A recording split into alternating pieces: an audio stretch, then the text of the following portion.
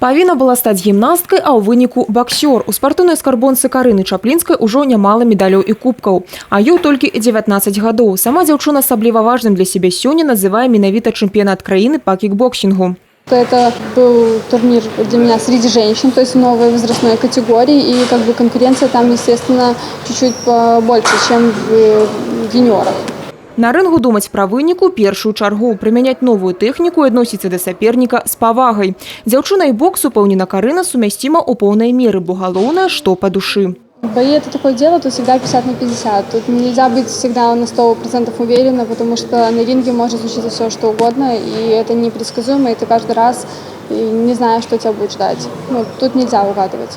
Как перед любым соревнованием, перед любым стартом была подготовка. Подготовка серьезная, но, скажем так, мы вынесли очень много для себя моментов, над которыми нужно работать.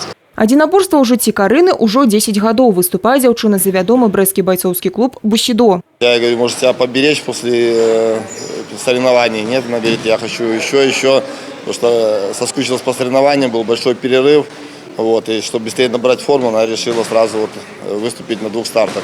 Карина ответственный человек, она сейчас идет к своей цели, то есть она сейчас выполнила недавно мастера спорта по панкратиону, получила удостоверение. Сейчас она уже идет более высокие планку берем, уже движемся к профессиональным боям.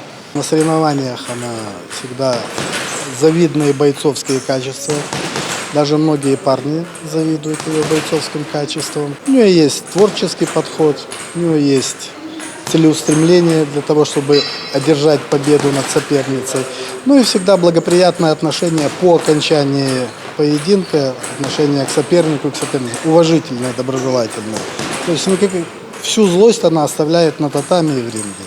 А зараз у планах спортсменки паудзельнічаць у чемпионате Европы. У меня нет одной грандиозной цели, да? У меня есть маленькие, которых я постепенно стараюсь добиваться, и когда я добиваюсь своей маленькой цели, да, я еще ставлю какую-то чуть-чуть труднее для себя.